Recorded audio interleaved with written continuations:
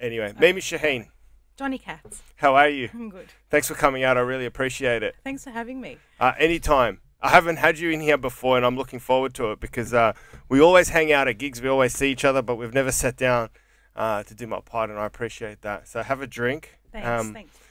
You just got here. We were talking about showering with menthol. That's what we do, and yeah, it burns. She waxed and used it, and she was going.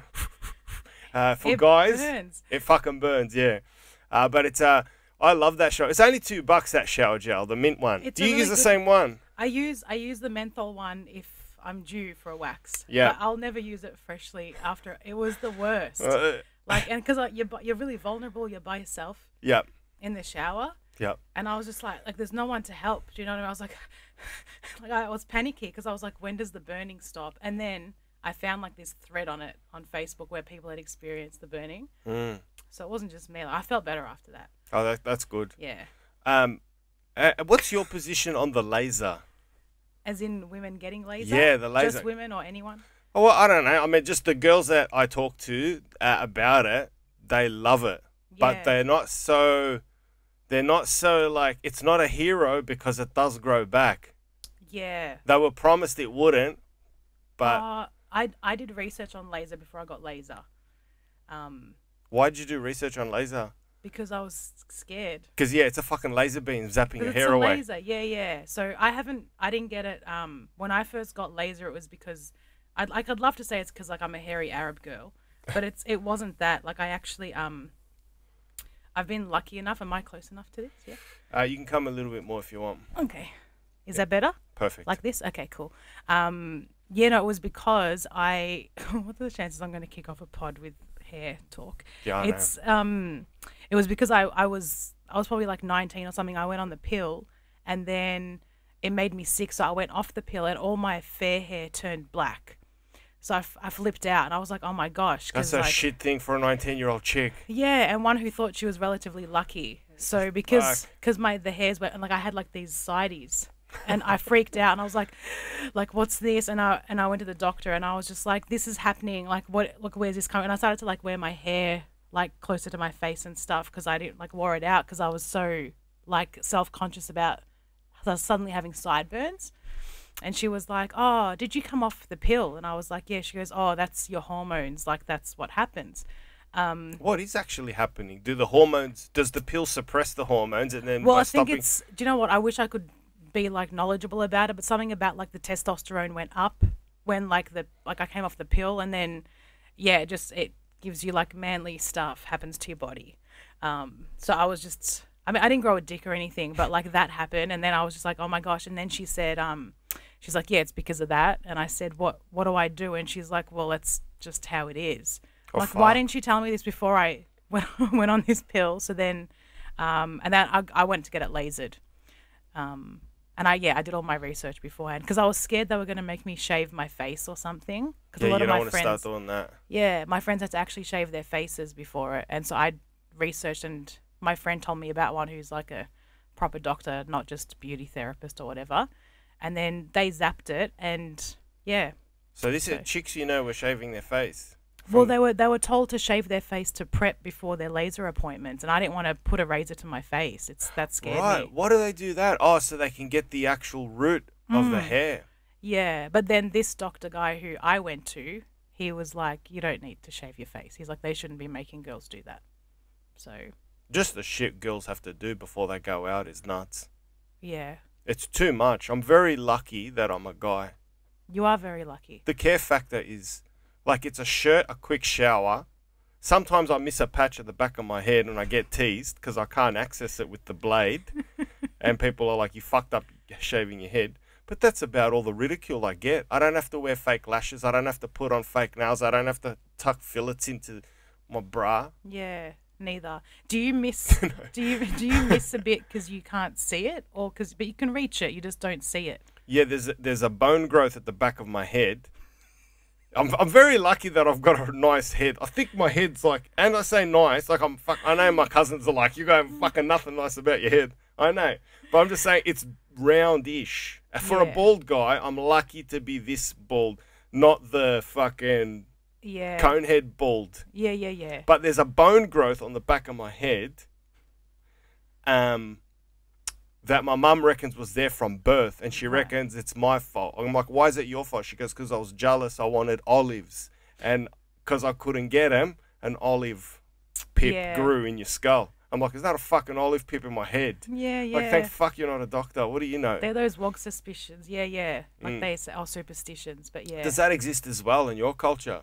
Yeah, like my mum was craving tabbouleh when she was pregnant with me, and there was one day she didn't get it, and then I've got a birthmark on me. It's like a lighter patch of skin that looks like a parsley leaf. So they say things like that. Yeah, that's indicative of Greek culture as well. It's very similar. It's very, very similar. Well, it's because you're Syrian. Yeah. By birth.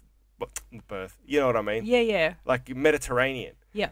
So yeah, it's like a couple of 1,000 kilometers away from Greece, I guess. Mm. Yeah, right. Yeah, but I was gonna say, if you get a mirror, why don't you hold a mirror behind your head, then face the mirror, and then you'll see where you're missing. Yeah, I've now got one to remedy that. But sometimes when you're in a rush. Yeah, fair enough. Have you ever forgotten stuff like that when you're in a rush and you just leave and you're like, oh fuck, I didn't do this? You know? No, I'm pretty like good with that, but it'll be silly things. Like I'll leave for a gig, like I would have gotten ready, everything's done, but then I would have been walking around the house in my thongs or something, and then I'm like, oh fuck, I didn't change my shoes. So I always keep a spare pair. I feel like I'm rushing everywhere. But on the laser with what girls say, just quickly, but I feel like I have to say it. Sometimes it doesn't come back, sometimes it does. Yeah, I thought it went away forever, but it doesn't. No, but some places it just needs like 6 shots and it's done. Other places, like, depending on how hormonal or how their hair grows, they need to keep going back. Is it harder for wog chicks? I don't know. They say that wog chicks have the best. I don't know why I'm stuck on this. I just feel like I needed to answer it properly. Yeah. Like it's because they're pale skin with dark hair. So they're like, that's the best for laser. To find it. Yeah, whereas fair hair, not so much, and then darker girls, because like they're at risk of like being burnt by the laser. Yeah. Yeah. Anyway, I just really had to say that. No, I'm glad you did. Yeah. Got it out. I did. So we're doing a gig together in Colac in a couple of days' time. Yeah. I know we have done the gig already. I wonder how it went. It's happening this Friday. I'm pre-recording, but obviously. So you've been gigging now for 7 years, not 3. You sent me this bio that you'd been gigging for 3 years, and I'm like, who the fuck wrote this? Oh, I don't know who wrote it, and I don't. There's someone racist in your set called Barbara, and I said it was her. Yeah. It's just 3 years. That said, she's been doing comedy just over 3 years. I don't know what this means. An ex-Syrian refugee. Ex-Syrian, I think ex-Syrian as in you left Syria and now you're an Aussie? Am I an ex-refugee because of a visa status? I'm an immigrant. I wasn't a refugee. Yeah. Bizarre. And then they said I was well-liked. Have you gotten to the bottom of that? Because someone has doctored that bio of you. I do need to message like the one that booked me just to ask the question, to be like, who wrote this? But I don't want to sound like I'm complaining. But it's just a very bizarre, like it's blatant mistruths in there. I don't know. Yeah, I don't know where they got their info from. They said you've been gigging for 3 years when you've been gigging for 7. Yeah. So is there a chance that they got a bio from way long time ago? On page 10 of Google search and just copied it. I don't know. None of my bios say how long I've been going. So that's why it's bizarre. Unless someone else somewhere has written something, or I don't know. Yeah, it'd be good to get to the bottom of that, because that made me laugh when I read that. I was like, who the fuck writes that? It was weird, wasn't it? Yeah, I don't know. That's why I sent it to you last night. I'm like, who wrote this? Because I thought maybe they wrote one for you as well. And maybe yours was bizarre. But, I don't know. Nothing. No. So, ex-Syrian, but you were born in Syria, but you came here... Really young, yeah. Very young. Yeah. Right. How old were you when you got here? I think 18 months, almost 2. 18 months? Yeah. Okay, so complete... No... memory of the past. Strangely enough, I do have memories that I didn't realize I had. I didn't realize they were memories. I thought I'd have dreamt them or something, but then I'd say them and my mum's like, oh yeah, that's this place or that's that place. I'm like, so somewhere in there from like my toddler stages, I must remember something. Really? But I got a freaky memory, yeah. Yeah, because I was going to say that is a freaky memory, because memory doesn't really kick in until 3 or That's 2.5, That's 3, right. 4? Yeah. Yeah, yeah. But I've got this freaky memory, and then like maybe like a bit of a photographic memory, and yeah. So I didn't know that that was me remembering stuff, because when I think of concrete memories, it's all here. I don't remember stuff from back there. But then I've got these images, and Do you if I know what describe them, image you have, like from 18 months? yeah, I remember I said to my mum something like and this would have been like a few years ago. I was my brother moved into his house with his wife, like the house that they bought a few years ago, and then the tiles in there was these tiles, like these big, yeah, like brown. They're gorgeous tiles. And I was like, these tiles remind me of something. And my mum was like, what do they remind you of? I go, I don't know, but like, wouldn't it be cool to have like a tortoise crawling across them? Like, something that was in my head, and I said it, like something really bizarre. And she goes, that's really weird. So she's like, in Syria at your aunt, like at her auntie's house, she's like, she used to have a pet tortoise, and you'd sit on it and just move around the house with it. And she's like, these are the tiles that they had. So it's just stuff like that that No pops way. up. Bizarre things. I know. Yeah. Wow. Like if I hadn't commented on the tiles, I wouldn't have known that that's a real memory. Yeah. Do you know? Yeah. So you would sit on a tortoise. Fuck, how cool. Yeah. They would have a pet tortoise. Yeah, I asked about it. I was like, what's the go with this tortoise? Like, because when my mum told me about it, and I was like, what's the go with this tortoise? And she's like, when her parents were alive, she's like, her dad brought 3 of them home, like as little baby ones. And my mum's mum was like, and I don't say grandma or grandpa because I never met them, so it's always like my mum's mum, my mum's dad. And she was like, my mum's mum was like, I don't want these around the house, like get rid of them. And so he tried to keep them. 2 of them went missing, but he'd given one to my mum's auntie, who was my mum's sister. Okay. And so she kept this little one, and it just got bigger and bigger. Yeah. Yeah. Wow. What do your parents tell you about the life they live here versus the life they had in Syria growing up as kids when it was peacetime? Like, how does it compare? It's always like spoken about really fondly, and it's everything like they mention now. It's always like a haram Syria, like what's happened to it is awful kind of thing. Yeah. Like that life is so much better here. Like they're very lucky to be here. Yeah. Considering what's happening now. But yeah, it's spoken of really fondly, really nice, really peaceful. There's nothing everything they've ever told me about has always made me want to go there. So yeah. Yeah. I think it's an incredible disservice that some of us do towards Middle Eastern countries where we have no idea what's going on politically, but yet we know the plight of Ukraine and so on and so forth. But could you, for dummies, tell me what happened in Syria? Can you do that, like, in a nutshell? Like, there was peacetime, and then the peace was fractured like this. Like, how did it... Yeah, I want to, but I think that because my political beliefs are so strong, they're going to shine through what I explain. And I could potentially, I might get overly passionate about it. But in a nutshell, from what I've understood as an outsider, let's say, that there's a particular group of people who feel like they... it wasn't equal what was being provided by the country or by the government to the people, because from what I understood before, everything was that everyone was treated quite well, and then you know how many religions are there in Syria, and that there hasn't always been this tension between religions. But I think... All right, wait, sorry, you're going too fast. Sorry. So Syria, it's a democracy at this time. Before... No, it was still a dictatorship. So it's a dictatorship. Yeah, it was yeah, on paper, yeah, it's a dictatorship. Okay, so so dictatorship, and there's equal footing of Christian and Muslim, like 50-50, or... No, the population is still majority Muslim. Majority Muslim. Still okay. Majority Muslim. And I'm sure that issues existed and whatever, but what I'm sort of thinking is I know that's with my parents, my mum had Jewish neighbours on one side and then Muslim parents on the other, and we're Orthodox or they were Catholic, whichever. So it's like a Melbourne street. Yeah. Way back. Yeah. And they got along. There wasn't this thing going on, but I think now everyone sees it as quite, tense that the religions don't get along. But there is a fracture there with one particular sect of Islam who feel that the government weren't being, that they weren't treating everyone equally. So, okay, and what was that? Was that the extremist faction? They refer to them as extremists or as the rebels. Okay, it depends which side of the fence It you're on. depends which side of the fence you're on, and that's why I'm not picking one or saying whichever, because it'll look really wrong. Right. You know, like with whatever I say. I mean, it's probably like assumed where I'm coming from as a Christian, though. Do you know what I mean? So, Yeah, of course. Yeah. Yeah. So, but like it was always like, oh, the government are doing a great job. I never once thought that I'd be looking at Syria being like, oh, it's a dictatorship. Do you know? Yeah. Because it was never described that way, even though it was under a dictator. It still is under a dictatorship. Yeah. You Is know? it the same guy that's always been?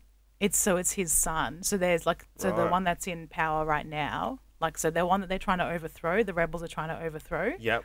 And with America's help and everything like that. So that's Bashar al-Assad, and before that was his dad. Right. And now, so America want him gone, but Russia are helping him. Correct. Right. Yeah. Fuck. Yeah, correct. Yeah. And that's why they say, like, it's not fair, it's not a democracy, because his dad passed away in 2000 and he just right away slipped in. Do you know what I mean? So, whereas I'm pretty sure, like, he was a doctor and he's very, like, westernized and was in the UK and, like, is worldly. And then all of a sudden he's, like, in Syria, suddenly president of the country. You know, it's very Godfather-like. Like, he's very Michael Corleone. He's taken it over with probably not the desire to. What's he got on his plate now? Like, how fucked is the country? What can he do? What would you do if you were in his position? How bad is it? Is there a hospital? Is there a functioning public transport system? Are houses disheveled and blown up? Or is there infrastructure? I think so. When the civil war kicked off in 2011, I think it was. So everything that you know, like, we keep on hearing, like, and we see the damage that's being done, and it looks like the whole country is turning to absolute shit. And I think it is. I mean, if you look at the currency exchange, like, it's usually you can judge how bad a country is doing by the dollar exchange, Yeah. right? So it's quite bad. But, like, at the same time, I can sometimes overhear my parents on a call with, like, my uncles who are like, oh, we're in Syria for the summer, we're at a festival. And I'm like, oh, so there's still stuff happening, whereas I kept on picturing it in such rubble. Do you know what I mean? So Totally, yeah. Yeah, like, and you can't help it because we're so far away. And Yeah, it's because just- I was going to ask you, how are your parents mentally responding to that? Because I know if Greece was in a similar situation, I would be able to read my parents' faces. yeah, That there's, you know, the darkness, you know. there's a lot of grief. I feel like there's a grieving for what they knew the country to be. No shit. And the siblings are there and all that. And No, so, well, I mean, a couple of them were not in places that were hugely affected. A lot of the other ones, like my dad's side, a lot of them are here. My mum's side, they're in, like, Emirates and Saudi, but they have summer homes, like, in Syria. And because those homes are in, like, a Christian area, they were really targeted by the rebels because they'll know a Christian home.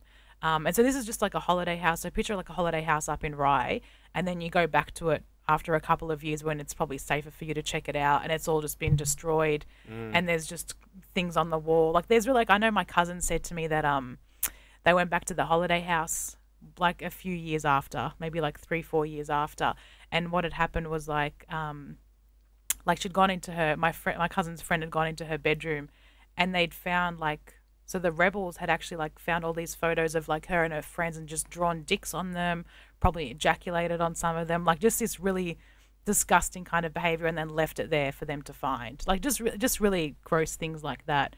I'm like, it's just such a violation of, like, your stuff. Like, it's not just war and landmines and, like, bombs and stuff. Like, there's like other smaller things that, you know, are quite harmful just to your mental health, I feel. Just to come back to your place and find your stuff damaged. Absolutely. Do you know what I mean? Yeah, you're a fully fledged soldier and you still got time for cock and balls Yeah. with a Sharpie. It's Bizarre. bizarre. Bizarre, yeah. Yeah. Yeah. So, yeah. So who are these rebels? Are they... I still can't work it out, like, what the fuck is going on there. It's just... Well, I'm not going to... I won't go into it too much, but, like, from what I've understood, it's like a... yeah, it's... I won't say just in case. Right. Because I don't want to look like I'm targeting anyone when I'm not, do you know? Okay. But are these rebels backed... No, these rebels are not backed by Russia. These rebels are being backed by America? Yeah. Yep. Yeah, I get it. Okay, so Yeah. these rebels are being backed by America, and the current government is being backed by Russia. Yeah. That's an awful situation for Syria to be in. It's a really, really nasty one, especially when you see like refugees and you don't know which side the refugees are on. Like the refugees could be rebels, the refugees could be government supporters. And either way, these people are still trying to live and survive. Do you know what I mean? Like it's very, that's why I say like I really am not on a side. I'm not on a side, but I do really feel for the whole country itself. Like my heart breaks for the country of Syria. And I don't think in my head like, oh, fuck the rebels or we're on the right side. This is how it should be. I feel really hurt for the country. Do you think you know how it can be fixed? Absolutely not. The Middle East will never have peace. The Middle East will never have peace.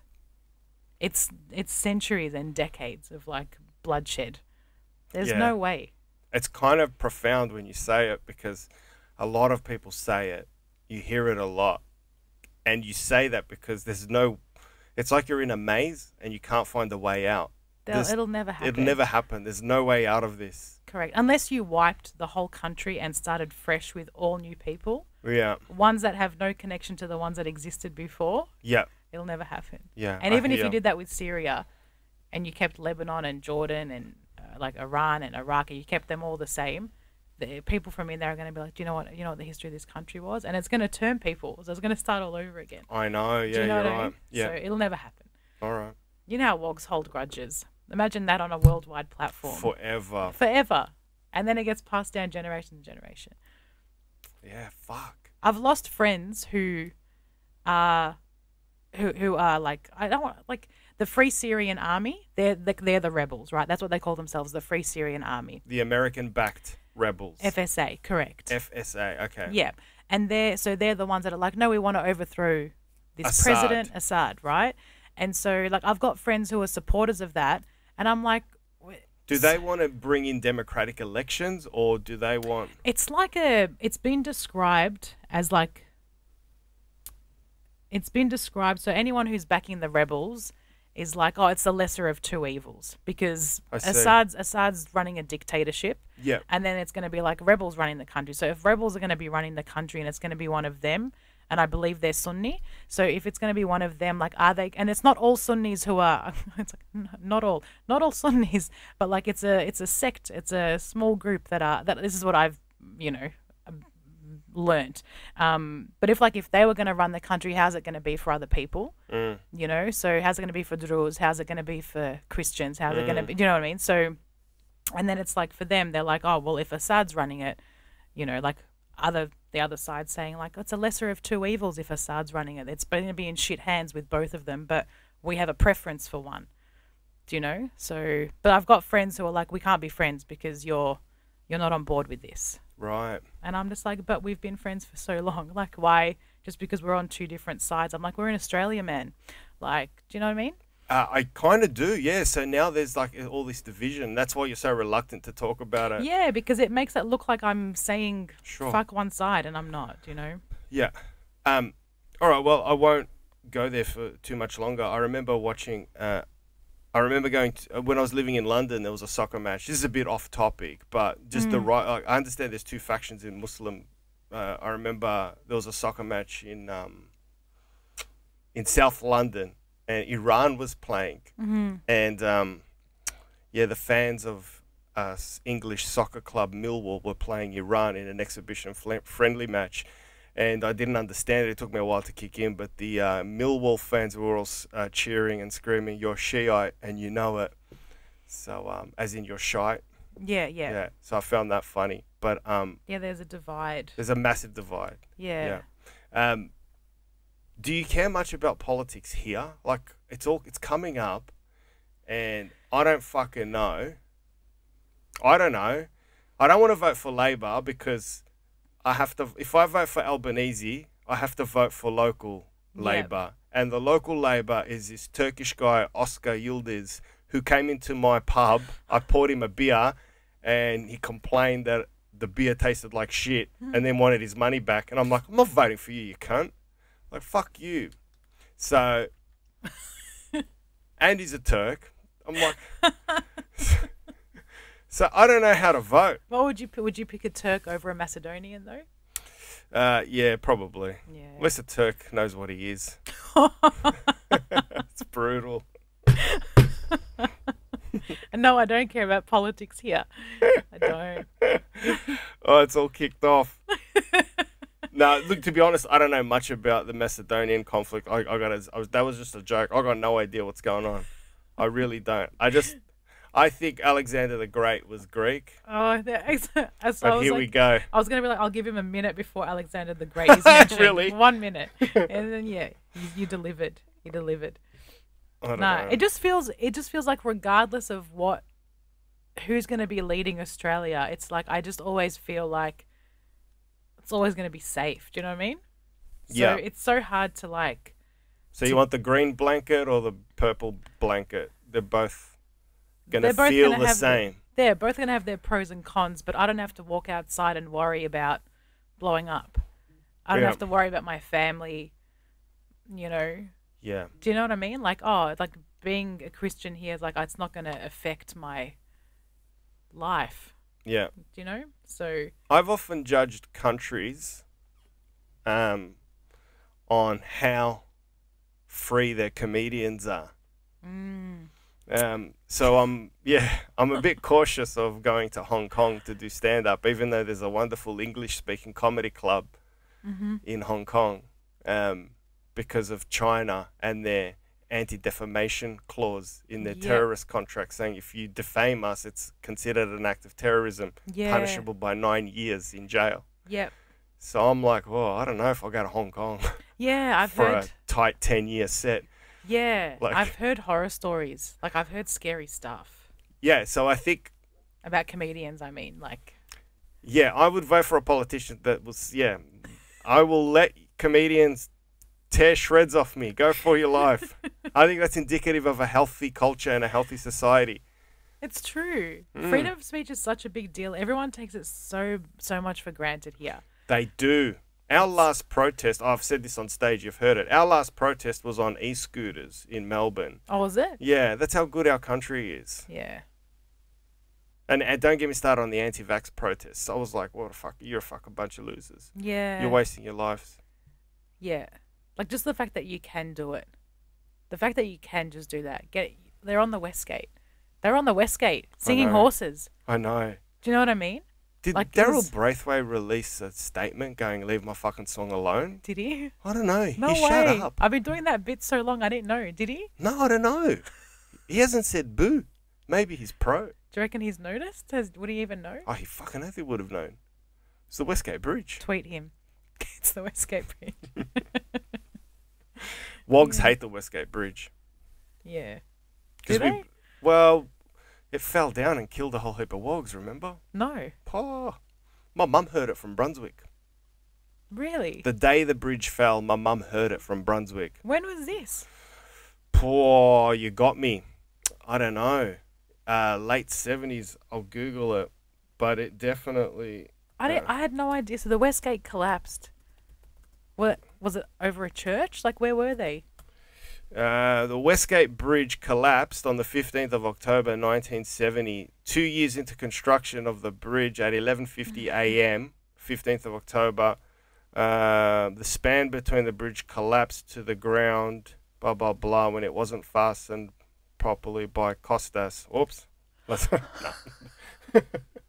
No! But yeah, they fucked it up and it collapsed. Yeah, But heaps of people died. What wogs did it kill? Were they protesting? What? No protesters, just new Australians working on the bridge. Oh, they're the ones that were Labourers. working on it. Yeah. And it collapsed while they were working on it. Yeah, and my neighbour kept gloating till I became 19 years of age. He's a Croatian guy with a fucked back, but he had the best compo payout from the bridge because he was working on the bridge. And he goes, me very bad back, but now never work again. Good pie from the government. Good pie. I was on the Westgate. Oh my God. Well, it's ironic that they're angry about it, but they're the ones that were building it and it collapsed. Yeah. So that's whose fault is it? Do you know what I mean? Yeah. Yeah. Nah, wogs can't blame themselves for anything. They're the victims all the time. Every time. Every time.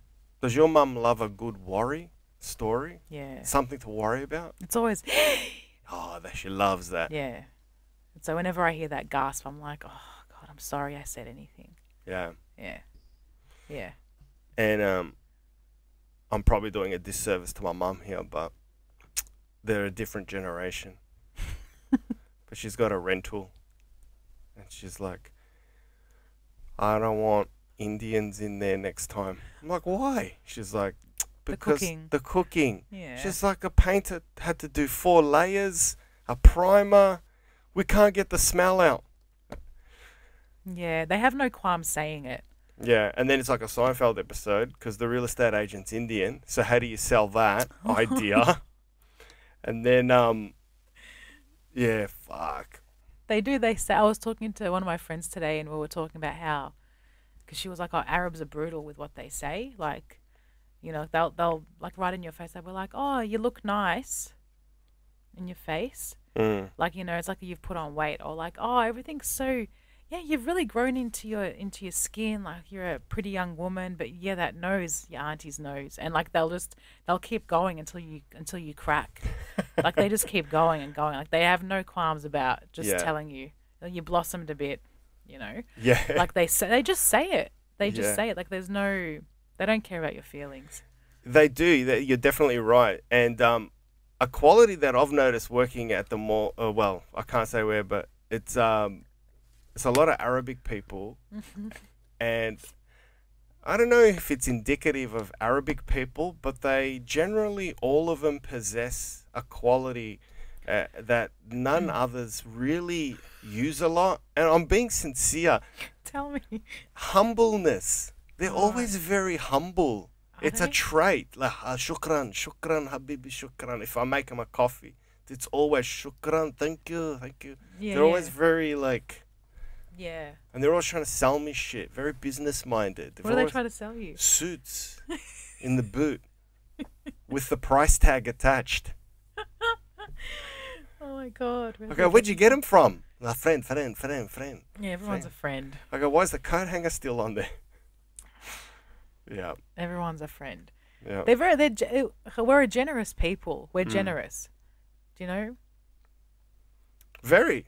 There's a lot of giving, a lot of generosity, but then, you know.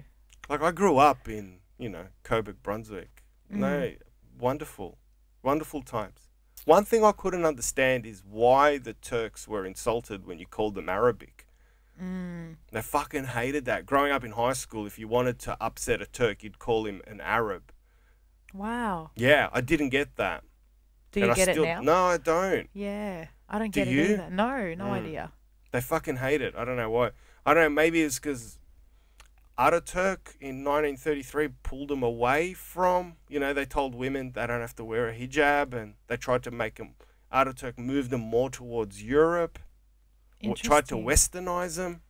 Interesting. My best friend's Turkish. I'm going to ask her. Ask her, yeah. Yeah. Is she single? That'd be funny for my mum. Oh, how would she take that? She wants me to hook up, but with a Turk, that'll make her head explode. She goes, I want him to marry and have kids, but not with a Turk. God, I can't wait for the gasp. Yeah. I got the gasp. I got her. She lives down at Rye, Rosebud. She's got a nice little beach home there. And I made her gasp bad because I went to Bunnings to buy stuff at Rosebud. And I went, have you seen what's happening next door to the Rosebud? She's like, what? They're building a mosque? Did you do that? Yeah, she gasped. Like I told you, I don't think she's racist. Well, she probably is, but I don't know. It's fucking cute. I get off on it. It's a buzz. Yeah, I laugh. I laugh when it happens because I know, like, outwardly, I know they're going to be nice to everyone. There's no way, like, there's never going to be to someone's face. It's never going to say anything. No, I mean, we grew up. With us, when we hear it, I'm just like, you're so abruptly confident in how you're saying this to me. Like, that's what it is. It's like the comfort level. The comfort level, yeah. And this is at a time where growing up in Coburg, we had Arabic neighbours, and my mum minded their kids, and we went over their house to be minded by their parents. And because our parents were working shifts at factories. Yeah. And there were no social services back then, so we were allowed to just go into each other's houses. Yeah. And there was this wonderful element of trust amongst the neighbors. Yeah. Whether it be Greeks, Italians, Turkish, Lebanese, Croatians, Serbians, all in my street. It was just this, like it's synchronized culture that we all understood. I think because they brought it with them. Do you know what I mean? They brought it with them. I think it was the same where, like, I grew up in a really, really Aussie area. Like, really, really Aussie. Now, before, I've heard this, but I want to hear it again because... which part? What do I... Your father's... In my opinion, your father's a very smart man because the mass migration of Arabic people was Coburg and Brunswick. And your father, he opted out of that. Yeah. So, okay. Yeah, all right. So that's part. Okay. So when we got here, we were in Coburg, Brunswick. We lived just off Moreland Road. So every time I'm down here, like, I'm like, oh. You live just off Moreland Road? Yeah. Where? I can't remember the street name, but it was like probably like the third one down. So if you turn right into Moreland Road off Sydney Road, it's like the third one down. We're right near a laundromat. I remember that much. The Carl? Or no, one after the Carl, near the laundromat. Yeah, like right near the laundromat. I remember that much. I'd have to like confirm the name of the street. But yeah, so that's where we were. So that's why like people down my way are just like, oh, I always thought you'd be from the northern suburbs. And I'm just like, well, we kind of were there. But then everyone up here is like, you're too proper to be like a wog from the northern suburbs. And I'm like, that's because I worked for a long time to get rid of this accent. Like I did, and I had to work very hard to get rid of it. And it comes out only when I'm angry now. So when we got here, my dad saw, he just saw a lot of a lot of Arabs like settled here and stuff, like in this area, and that they were like stooging the system, like Centrelink. I think it was called like SES or something back then.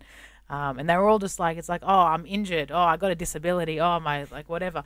And so he was just like, he goes, this is not where I want to bring up my kids because my parents valued education really badly. And he was like, the Aussies seem to be really proper in this country.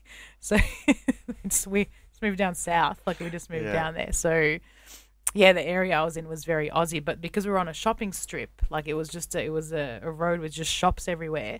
So there was like a grocer's, they were Egyptian. There was a pizza shop, they were Greek. There was another pizza shop, they were Turkish.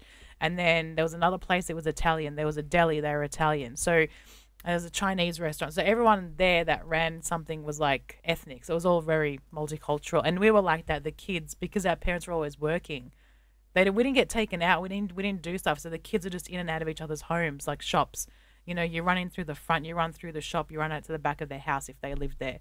Or we were just all hung around like in the back car parks. And we all sort of just meshed. You know? Right. All different cultures. It was just really, it was nice. But some of us, because everyone was new, we all couldn't speak English. So we just communicated. It was bizarre. We just communicated and like some English was good, some wasn't. But we all just mixed. And how old were you at this time? Your first memory of that? So I was like 3 or 4. I would have been 3 or 4. And I remember like, because like some of the Aussie kids who lived around the corner were customers at my parents' milk bar. Like I was the youngest of everyone. So they would just take me, they'd either dink me on their bike or they'd put me on their skateboard. Like I was always just sort of dumped somewhere in like a trolley and I just taken with them wherever they're going. It's where I learned to swear. Yeah. It was the first decent smack I got was because I learned to swear. Like imagine you can't speak English, but suddenly I know how to say fuck. Yeah. You know, my dad lost it. So, but yeah, it was different. What was the school like there? Because you would have been the odd one out. Were you the only... I was one of the only, but it was like early 90s and there was like an influx of Turks in that sort of 5-year period that settled in Mentone as well. Okay. So there was a few Turks, but not so much with me. Like I was one of the only like non-Anglo students here. Did you fight at school a lot with other chicks? In high school, there was a couple of fights, Like after September 11, suddenly I was targeted. I was one of like 3 Arabs in the whole school. You're kidding. Yeah. So after September 11, how like ridiculous. Kids came back to school and gave you lip. Yeah, it was like the day. I remember the day after September 11, or like the day of. Fuck. I was in year 10. It was 2001, so I was like 15, and I'd never thought like that something that's happening somewhere else is gonna like. It was my first awakening to like world events are affecting No shit. who I am or how people view me. Yeah, it was bizarre. Yeah, But quite it was an a day eye-opening. after. Yeah. Day after, someone's just like, "Who here is Arab?" And I'm just like, Wait, what? Do you put your hand up? Was go? Is this a census? "Oh yeah." And then I suddenly got my back up, and I was like, "Why are you asking?" "Oh, fucking Arabs are all fucking terrorists." And I'm like, "Are you kidding me?" I was like, "Are you kidding me?" I was just, and like I had attitude by then. In primary school, I took a lot of shit though. In primary school. But like, I think I had my voice by 15, and I was like, "Who the fuck are you? Like, what is this?" You know. And it was all of a sudden like, class Did it is get over. tense? Yeah, but people. I was getting slammed against the locker. I had a clump of her hair in my hand joking. by the end of it. Like it turned physical, and I'd only been in 2 physical altercations before that in earlier high school. Non-Arab related, just that one, just that one. So that experience made you realize, okay, the rest of the world can affect my life. Yeah.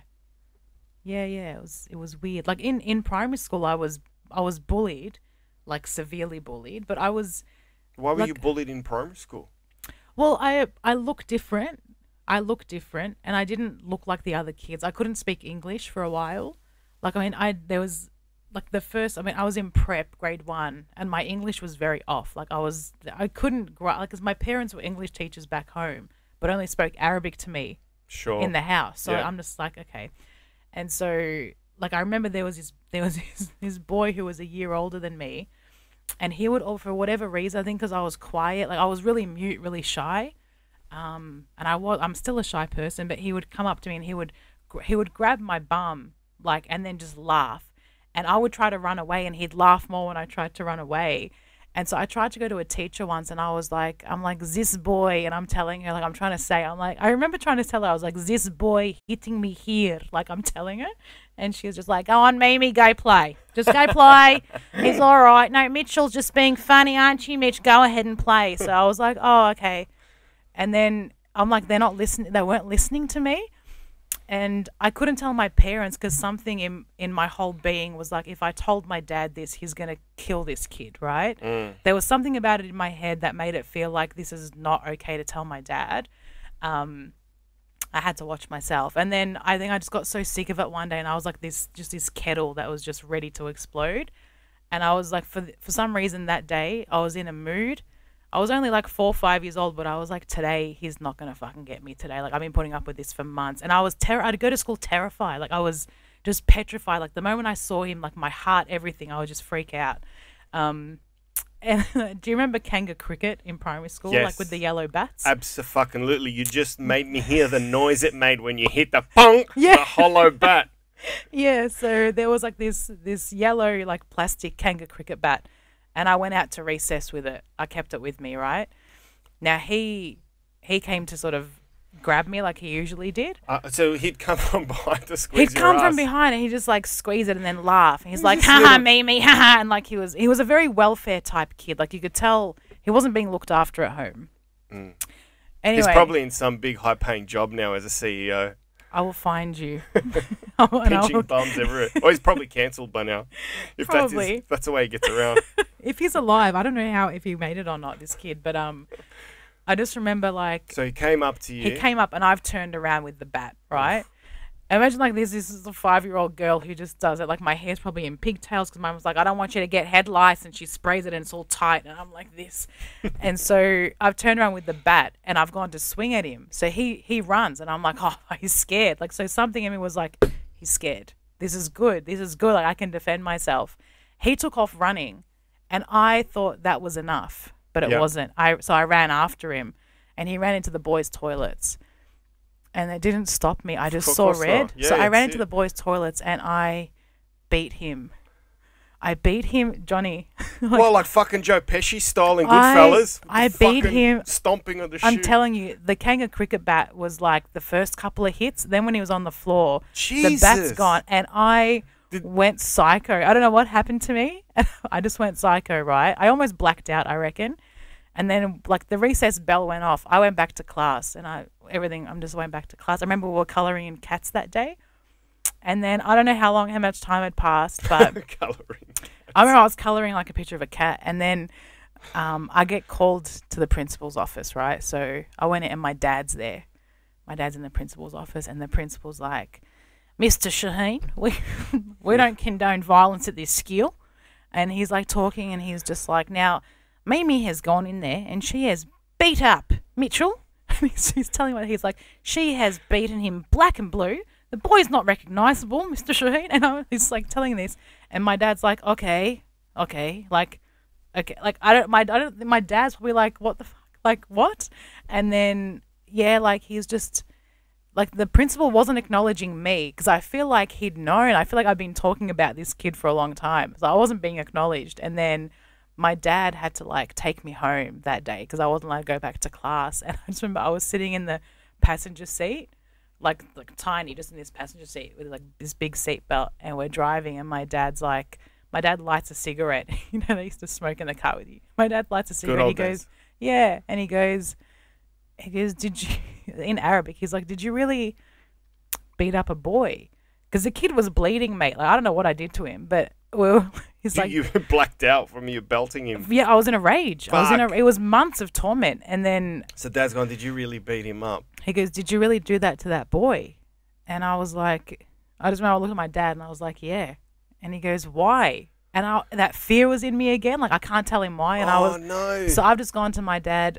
I don't know. Oh, now your dad thinks you're a psycho. Mim. It's like, I'm done. Like, I couldn't say it. I just couldn't say it. So I still haven't mentioned that, I don't think. You got to tell your dad. You got to get closure.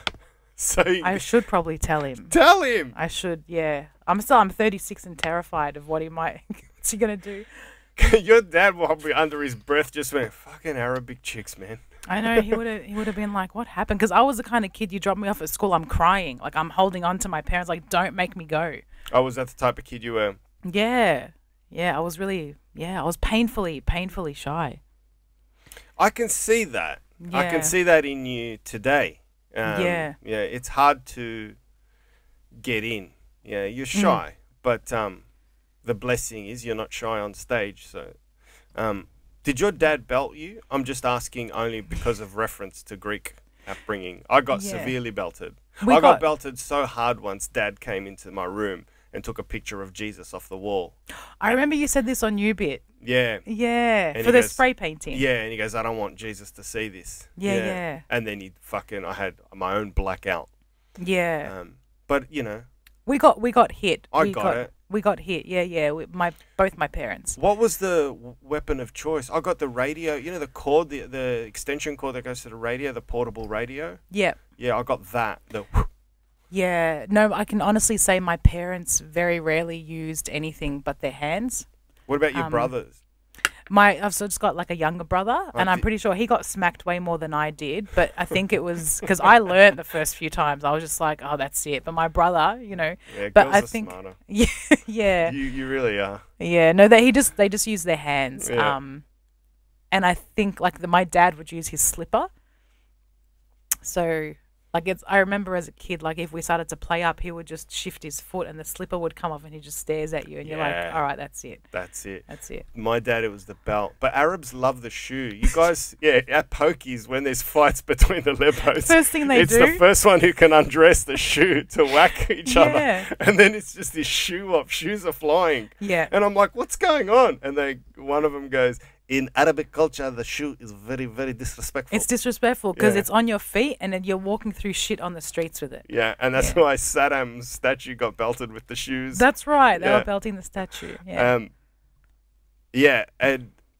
And mid-belting, I'd say sorry. And in Greek, they have this saying. Mm-hmm. It's a parable. It's like, what am I going to do with sorry? How does sorry is not a currency you can use right now, and that's mid-belting. Yeah.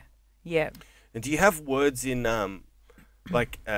terrifying insults in Arabic? Like in Greek, my mum would go thasevraso, which means I'm gonna fucking boil you, or thasegdaro, or which translates to I'm gonna skin you alive. Yeah. As punishment. Real brutal shit. Yeah. I did once in show and tell. For language, and my mum had to be called in, and they're like, this is like medieval torture, And I'm like, oh, my mum's like, we don't actually do that to our kids. It's just It's a passed threat. down. It's a threat that was passed down in the vernacular from, Yeah. I don't know, the old Greek language. Yeah, yeah. They got great, terrifying threats. Yeah. And as kids, you're like, oh my gosh. And then afterwards, you're just like, okay, that's just the threat they use. But you'd still believe it. It's like when I mentioned that one, my mum said, like, I'm going to cover your ears in honey and lock you in a room with mice or something or rats. Like, you think, like, which rooms are going to be? Like, where, you know? Yeah, they do. I'm going to bury you. I'm going to, Terrifying, terrifying stuff. And they wonder why we're so violent. Yeah. Peace in the Middle East. You can't even get peace at home in Australia. Are you kidding? I know. Do you know? Yeah. So, yeah. So with stand-up, you've been going for 7 years, not 3. This is my 7th, yeah. 7th year. And do you feel like it's starting to click nicely? I ask you that because I've seen a change in you in the last few months towards a positive, like a strengthening on stage. Yeah. Yeah. Yeah, I feel like I'm getting more desensitized to bombing, I think, and I feel it's nice to feel something when I've bombed. Like when I feel like, oh, that didn't feel nice. I'm like, I'm feeling again. So that feels good, but I think there's probably maybe more of a confidence that I've got it. Do you know what I mean? Rather than I'm not in control up there, like something's happening. I'm just this, I'm just that. Maybe there's a bit more control. There's a lot more control. Yeah, you're more relaxed on stage. Your posture, your physical, there's this relaxation about you. Like you've just had a massage. You're just relaxed up there. Oh, that's nice that's noticed. Yeah, you've mentioned to me a couple of times, and if someone like you's noticed it, then that's good. And the crowds see it. And I think it's a big thing for a crowd to see it because it helps with the unsaid. Yeah. They just instinctively trust you more. Yeah. And I think I instinctively probably trust them because I feel like, I think at the beginning I'm like, they're about to turn on me any second now. Yeah. Like I'm always like, they're going to turn, and there's so much more of them than there is of me. Yeah. You know? But Do you have moments in stand-up where you feel you've got it, then you lose it, then you've got it, like that mojo of, like I'll have a run of very good gigs and I'm like, wow, I'm feeling good, and then the mojo will just fall off a cliff and I'm like, what the fuck? Like, yeah, it's actually nice that you've been doing it that long and you still feel that. yeah, it's never going to go away, I don't think. I don't think it ever will go away. I'd like it to, but then if it does go away, maybe it becomes too boring. You need that. Yeah, it has to be. Otherwise, it would just be so chill. Like you'd never have to worry. And that worry is probably like what gives the most energy, I think. Like those nerves. I freak out if I'm not nervous. Yes. Do you know? Because I'm like, oh, why am I not nervous? Like this is going to go bad. I'm getting cocky. That's what it is. And I flip out. Yeah. But yeah. No, I have moments. I don't have moments when I feel like, oh, I've got it. But I have moments where I feel like it's when I'm trying a new bit and it's working. Yep. And I'm like, oh, this is, I think I've got this. Like I think I know how to build on this now. But then you try another new bit and you eat shit, and I'm just like, this is shit. I'm not good at this. I'm good for 20 minutes. Like comedy's over. But yeah, I dip. Do you think stand-up is important for your overall mental health? Like, do you think you could be happy with your life if you abandoned it? Do you think you could find something to do that would fill the void? Or do you think I need to do this now because the buzz it gives me when it goes well makes me feel good about life, about a sense of purpose, that I'm doing something good? That's me obviously being subjective. Yeah. Yeah, no, I do. Like I've always I think once I came out of my shell, I'm like, oh, like I love performing, like it's all I want to do all the time. Were you performing when you were a young kid, like this shy girl? Obviously, not in primary school, but at home, were you performing to your parents? Maybe not to my parents, but I would, like when I came out of my shell, it was like kids at school, or I'd do an accent, or I'd do like I'd mimic someone, or I'd do an impression or something like that. Who would you was one of your teachers? Do you remember? Sometimes I'd do a teacher. Sometimes I would do like someone that was on TV, or I remember, like, I think the first one I even tried, like, there was, do you remember the show Rocko's Modern Life? Like, No. it was this cartoon, we used to always watch it, and, like, I'd just do a voice from that, and they were like, oh, that's so good, and then you'd be like, oh my God, like, oh wow, like, people like me, and it's like, oh, that's nice. It's You know, good. yeah, like, it's sort of like, I would come out of my shell, but it was always humor because I had to survive, and, like, I'm not going to be like the pretty blonde girl in primary school that, like, all the boys are like, I'll help you with your bag or whatever. Like, you know, there's got to be something else about you because, like, you might be, like, smart or you might be, you know, doing well. You might be cool in art or whatever. But, like, funny humor was a different thing altogether because funny girls wasn't a thing. Yeah. Like, funny girls, like, no one's going to be like, oh, yeah, there's this girl, I'm in grade 5 and she's so funny. Like, no one's going to be talking about a funny girl in a primary school setting. So to have that was a little bit of an edge because you do get described as the funny kid, you know, and you're funnier than the boys. It's usually a class clown is a male. But then I had that. So I was like, oh, I'll take it, do you know? Yeah, so you were bestowed by the other kids as the class clown. Yeah. That's great. But then I'd have these, like, weeks where I'd just be, like, quiet. Because I'm like, oh my God, I'm shy again. I can't do it. No, you had no new material. It's fine. It happens to all of us. You can't just do an impression of, like, a wallaby for that long, you know. So, yeah. It's interesting because my path is very similar to yours. I used to impersonate my primary school teachers, then I impersonate my high school teachers, and then I started impersonating people on TV. You started to do, like, Arnie and whatever. Arnie, like, do it at lunchtime to get 10 cents. And I'd go up to Arnie. I go, do you want to hear me do Arnie? Like, not really. I'll do it, but you have to give me 20 cents. I don't want to. Shut up. Give me 20 cents. And then I'd do Arnie, and I'd collect enough money to buy a hot dog. Yeah, there you go. See? Yeah, so it pays off. It's a good feeling because you did that by yourself. Yeah. Yeah. And it was good because I always got paid at the end of the gig. So. Yeah. See? Businessman. You started real quick, really early. You knew the price of a hot dog. Have your parents seen you perform? Yeah. It wasn't like... Is that a daunting moment? It was awful. Yeah. It was awful. It was my parents still haven't seen me perform. Wow, really? Did they realize you're a big deal? I'm not a big deal, but thank you for... Do you know what I mean, though? Like, you've done quite well. You've done very well, actually. I mean, you're on radio. Like, it's something. Yeah. So look, I see where you're coming from, but I'm only seeing it through my mother's eyes. And in my mother's eyes, I am a complete disappointment. And that's funny because in the Greek world, I have no girlfriend, no real proper job from my tertiary qualification at university. Yeah. I'm a complete utter failure. And when I sit around the wog tables at Easter, I relish in just listening to them just open up and roast me. It's like a comedy roast. You get roasted as well. That fucking auntie of yours. No octopus this year, man. From an old boyfriend that knocked every auntie out with amazement when he came with a smoking hot octopus and everyone was in awe of him. And then once they broke up, the fucking auntie's rubbing salt in Mim's wounds every year going, no octopus this year, Mim. They love roasting us. Yeah, they do. So that's why I can't bring my mum to one of my shows because she's like, I'm not leaving the house. You're a disappointment. So it's very sweet. It's very sweet. It's sweet. Like I mean, I can see, I get it. I can see where they're coming from, but I don't know. It's like a lot of comics. I think a lot of ethnic comics. Like, my parents are never like. I forced my dad out of the house to watch me. Oh, that's good. Yeah, good like for you. No, I never again. Did it go well?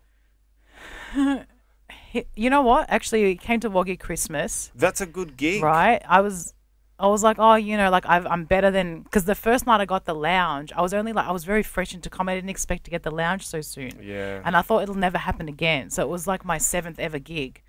So I was like, oh my God, I'm excited it's never going to happen. And I was at work that day and I called my parents and I was like, tonight you got to come to the comics lounge, blah, blah, blah. And my dad's like, why? And I'm like, I'm on there. I got the comics lounge tonight because I was told that day.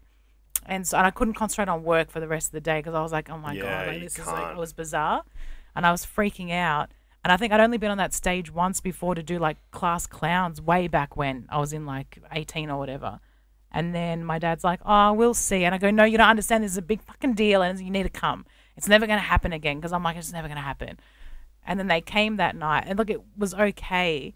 And then I thought by the time I did Woggy Christmas, like I would have improved a little bit. It was a few months later.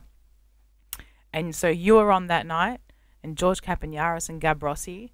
And I think that was it. And then me. Was it just the four of us, I think? I can't remember, but if I can't remember, it means you must have done well. It was, you came from the UK. You were just back like fresh from the UK that year. So it was 2016. I would remember, obviously, because it was my first year and because my memory's freaky. But like, I think it was just the four of us.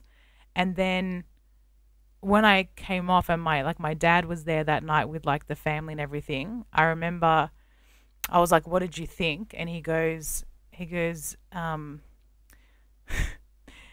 you were the worst one on, but they have a lot of experience. He just left it at that. Wow. And I was like, I've been doing comedy like 8 months. These men are like, I go, this is 10, 15, 20 years of experience. I go, are you kidding? I'm like, come on. Come on. Like, how about, like, and what he was trying to say was, you shit, but look where you are. Yeah. You know? So you got to like take it. You just got to take it. Yeah, you got to take it. But my God, that is like, I don't know what that is. That's a positive and a negative rolled into one. Yeah, it's Arabs. That's Arabs, man. That's Arabs. Oh, you look beautiful except for your nose. Or like, you'd look really nice if you didn't have so many freckles. Like, you know. Oh, fuck. But yeah, so, but I don't take him personally because like he doesn't, the impact of words is not, Yeah. do you know, like the knowledge or the awareness of that is not a strong point. Yeah, like, I don't take my mum seriously. Like, I know my mum loves me and all her comments about me being a disappointment. It's just, you have to let her say it.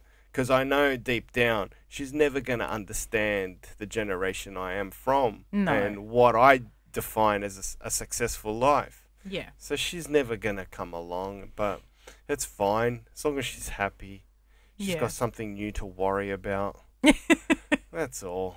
No, you live off that. They live off it. They live off it, man. Did you hear what happened? Yeah. As soon as that starts, I'm like, spill the tea, girl. Yeah. Tell me what's up. Yeah, that's I'll wait.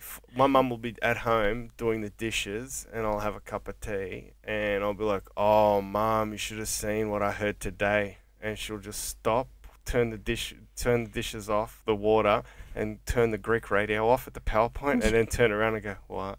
Yeah. I love my favourites when they grab the tea towel and they sit down there still drying their hands. I'm like, what happened? What happened? Do you want tea? What happened? And they do that big one, the reveal. Yeah. No way. It's beautiful. It's a beautiful thing to watch. Yeah. Because you got to think about them in their heyday. What was it like back then? Because surely they weren't as like wound up as they are now. No. You know? Could you imagine your mum as a free spirit, as a free soul? Do you know? Like before the marriage, before kids, before there was real stuff to worry about. I don't understand. Like, sometimes I think my mum, like, it's the only person she's ever known is my dad. You know, just one boyfriend, one husband, and her social life was, that's it together. But so how old was she when they got married? Or like how long? 18. Because they would have like married quickly, right? Like Very soon after quickly. meeting. My mum came to Australia. She was working, get this, she was working in a molten steel factory, stamping cutlery in Port Melbourne. Yep. That's brutal. Yeah. And she met my dad and they got married. It was like 18. They met at a Greek dance where they just, in one night, they just paired them all up and that's it. That's it. It's so amazing to think now that it's like we have all these processes. Let's chat first, then go to dinner, and then in a few months, maybe. Whereas back then, it was like, oh, in 15 minutes, I'll find a wife. That's it. And then the dance is over. So God. pair the fuck up. When are they going to pair up 36-year-olds at a dance? Yeah. Because I'm ready. Do you know?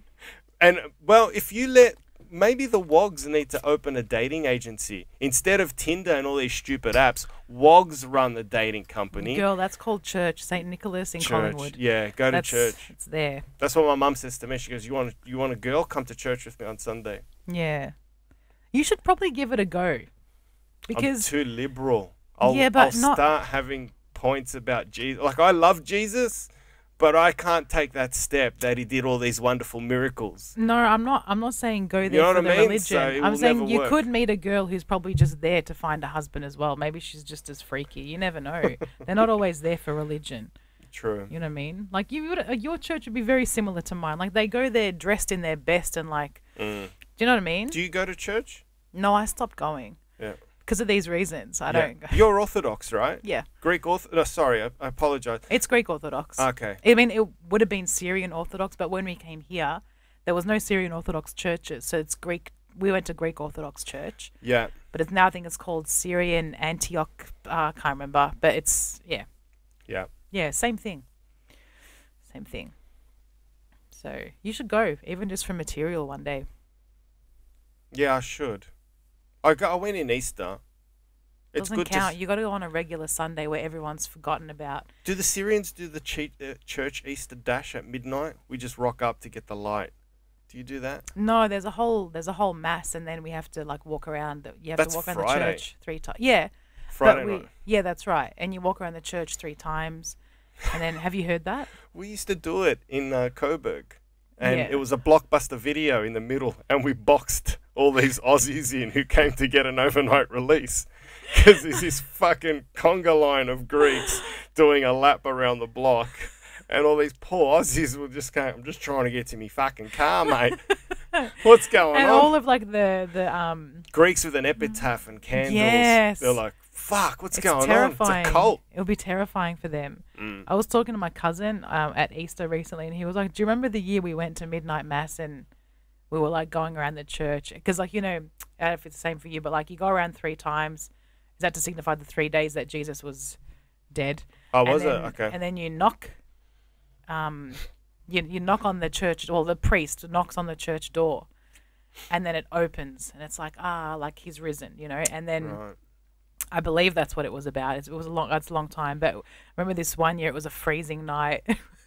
We'd walked around the church 3 times, and he's doing the mass, and you know how it sounds, and so we'd gone around, and then he went to the door, and like the priest knocks. It's like boom, boom, boom, and like then it's supposed to just, you know, magically open, and then we're all like, oh Jesus, and you know, anyway, so the door didn't open, and he's got his little microphone, you know, and he's like, he knocks again, doesn't open, and I remember like I turned to my cousin and I'm like, Jesus isn't up yet, like what's the go? I'm like, I'm freezing, like, you know, and I'm in heels, and then like you hear him like because he's got his little mic, and Yeah, he his like in mic. Arabic. He's like leaned into the door, and in Arabic he's just like, open the door. And we could hear him on the mic because it's all through the speakers. He's like, open. And then like you hear someone scrambling, and then like the door finally opens, but he was so angry, and it was so funny. Like we were laughing about it for ages on Easter when we remembered it. Yeah, no shit. That'll get him so angry because that's his big gig, man. That's his big closer. That's The his door. headliner. That That's one his- and Christmas. Yeah, that's his big finish. And then they fucked it. They couldn't open the fucking door for him. He had one job, man. One job. That The was my kid- last joke. The kid inside, all he had to do was just open the door, and like after the big walk, and he's cold, it's like it's all gonna be worth it because everyone's gonna be like, yeah, Jesus. nothing. Oh, fuck. So, yeah. So do you like, are you enjoying starting to gigging out now, like regional Victoria? Are you enjoying those gigs? I go out there with the same anxieties. Yep. I found little things to do to tweak in my set, things that I say to feel more comfortable. Yeah, good. Because it is a different beast than the city. Yeah. I was really at ease. I think the last time when I went to where's the place that I went with Ev after Bendigo? Mildura? No, there was Mildura, and then there was another one. It was a suburb I hadn't heard of, and I was really like, oh, Kerrang? right? Yes, the one that you had done. And Yeah. they still, you know what? Like I feel like I do everything after you, like a few months after you, and every time I'm there, they're like, oh, this bald guy was out here last time. He was fucking good, mate. What was his name? And I'm like, Johnny Katz. And they're just like, yeah, fuck. Oh, mate, he blew the roof off this place. Like they always like, they did it at Ocean Grove. And I'm just like, yeah, he's amazing. But they all seem to know you, like, because I think I'm like that step behind, like after you've done the gig for some reason. The rostering. In the rostering, yeah. So Kerrang, I was kind of worried because I was like, I've never heard of it. It's out in the middle of nowhere, and I'm just like, oh God. And I always have this fear of like, like on Priscilla, Queen of the Desert, when the drag queens are out in like the desert, Yeah. and like they walk in and like everything just goes quiet and Yeah. everyone's like staring at them. Because I had a bit of an experience like that with Izzy once, where like it was just like cockroaches. You're just like, what the fuck? Yeah. Like, you know, it was like, oh, like, you know, because he's black and I'm this, and it's like, you know, you just don't know. And I just remember I was like, Izzy, and then he's like, don't worry, Mims, don't worry, I feel it too. Like I was like, thank you. Oh fuck. You know, so I always get this like anxiety about it, and then yeah, after I got yelled at in Bendigo, but then these people were just so, they were just so loving and kind and generous, that I felt guilty for ever having worried in the first place. Well, you were just sort of, you know, what's that saying? Like you were just hurt. You were just hurt once. That's all. Like you had that shit experience in Bendigo. Do you want to talk about that briefly, or do you don't want to bring that up? No, it's fine. That's fine. Yeah. So that was a shit time for a comic, any comic to go through. Yeah. Yep. It was, yeah. So, do you want me to say what happened? Like, if you don't mind, like, yeah, no, that's fine. That's fine. So I was there with, Paul Sharplin, and Justin Fleming had booked me for the gig, and John Doerr. And so we'd gone out there. So I was like, it was 3 white males and me. 3 white males I feel relatively safe with. So that was fine. Like, and I didn't think twice at the time. I'm just like, oh, cool. Okay, I have to get here at this time after work. We're getting in Doerr's car. We're headed to Bendigo for a gig. Didn't think anything past that. And yeah, so we got there, and I was in the courtyard area having a cigarette, and there was a bunch of men that were talking, and they were saying things like, oh, the fucking muzzies coming through here, and they were referring to them as muzzies, and then they threw in some N-words when they were describing other people, and I was like, this has to be a joke, like someone's got me on camera to be like, surely she's hearing this and let's see what her reaction is, because I've been. Were they referring to you guys, the lineup on the poster? No, they were just talking. The general, no. like, just, okay. So. There was no poster with nothing. I came to find out that it was a really like nasty part of Bendigo apparently. So I just the ghetto part. I don't know. I had no idea. I would have no idea. Yeah, because I've done lovely gigs there, but you know, I'm the right skin tone maybe. Yeah. Well, I mean, like with so I think Billy had mentioned me to Cody, and then Cody had booked me in this other one, and that crowd was actually really nice in Bendigo. Like they were fine. I didn't feel that. I did that one on Thursday. It was lovely. Yeah, they were lovely. So you know, but then so this one, I think I was hearing them talk, and I was like, this is a bit bizarre. Like that's unusual, because like, I mean, racism, like you deal with it all the time, but it's usually a lot more subtle than that, and you don't hear those words being spoken with such venom. And it felt real, and I felt hatred, not towards me. They were talking amongst themselves, but there was anger and there was rage, and there was this energy in their little pocket where they were sitting. Anyway, I went back inside and then tried not to think of it. I'm like, just don't think of it. Just, you're going to get up and do your thing. And so I got up, and I think back then, because it was so long ago, I used to open with like, I'm Middle Eastern, and I just say it so that I could set the tone for the rest of my set and all the Arab jokes that were coming. And then, I said, I'm like, I'm Middle Eastern. And then that same group of men that were standing at the back of the room, and then one of them was just like, oh, fuck this shit, and then slams his hand down really loudly on the table and walks out. And the others walked out with him, like I think there was about 5 of them all together, and they walked out. And I was like, fuck, like that happened 5 seconds into my set, and I still have 9.5 minutes left. Like, Jesus and Christ. I'm like, how am I going to do it? Like, are they going to come back out? Are they going to come say something? Are they going to... And this is all running through your head at the same time as you're preparing jokes. Correct, like saying your bits. Correct. And I'm like, how am I going to do 10 minutes? Like, what am I going to...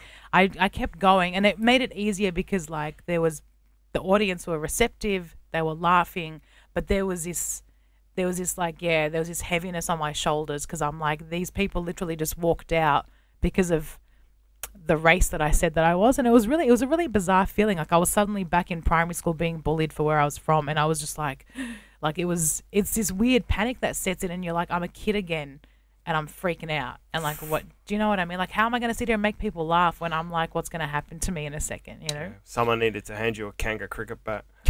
Then that table would have fucking copped it. I would have taken all 5 of them, bro. I would have been all... See how I get angry? I would have taken 5 of them, bro. I would have fucking taken all of them. Try it with me. You would have woken up in Melbourne. Don't worry, Mim, you had a blackout. It's all good. Don't worry. Don't bring it up to Mim. I'm going to be at the cop shop. My dad's there. Did you really beat up 5 men with a bat?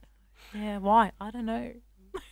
So this time around, they just fucked off and they didn't give you any more lip for the rest of the gig? No, they came Okay. back inside when I was off the stage. Did they make you feel uncomfortable later on? No. They didn't come near me. That's good. There was nothing. I sort of just sat in the corner until the whole night was done. And then at the end, like, yeah, it was, I mean, everyone else was fine.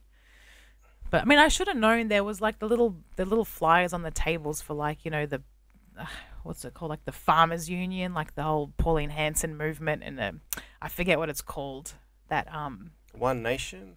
yeah, but you know, like the oh my god, I forget it. It's like a political thing about like farmers first, and not to say all farmers are racist, but there was a particular little thing going on at the time, and I forget what it was, but it was yeah. And I was like, oh, like they're Hanson supporters. Like I remember looking at it going, oh, they're Hanson supporters. For sure. You know? So, but I pushed all that out of my head because I'm like, I'm going to psych myself out before I have to get up. Yeah, true. So I pushed out the little flyers that I was seeing about them being Hanson supporters, and I was pushing out what I'd heard in the courtyard. And I was like, just do the thing. And you did it. And I did it. And it's almost like I was waiting for something to happen, and it happened at the very start. Yeah. But I thought it would happen like halfway through my set, happen after. But yeah. Those moments are indicative of what defines a professional comedian, I think. Not the ability to make them laugh all the time, but the ability to put what's going on behind you and just do the job in front of you. And I think that's a testament to your ability, you know?